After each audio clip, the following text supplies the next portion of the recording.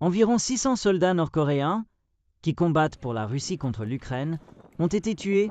et des milliers d'autres ont été blessés, a déclaré un législateur de Séoul mercredi, après que Pyongyang a confirmé officiellement le déploiement de troupes pour aider Moscou. Jusqu'à présent, les victimes des troupes nord-coréennes sont estimées à environ 4700, y compris près de 600 décès, a déclaré au journaliste le député Lee Seon-kwon, membre du comité du renseignement du Parlement, après un briefing de l'agence de renseignement du pays,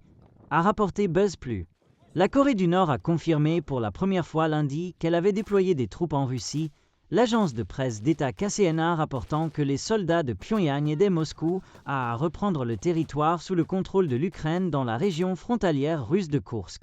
Moscou a confirmé séparément la participation du Nord, après des mois de silence officiel des deux pays,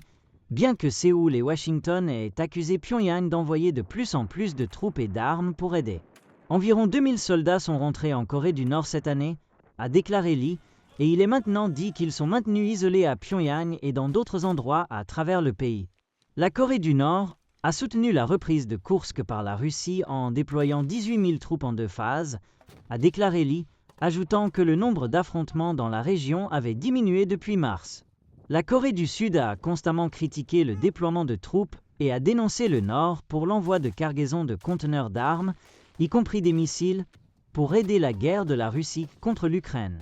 Pyongyang a lancé une série de missiles balistiques l'année dernière en violation des sanctions de l'ONU. Les experts ont averti que le Nord, armé d'armes nucléaires, pourrait tester des armes pour l'exportation en Russie pour les utiliser contre l'Ukraine.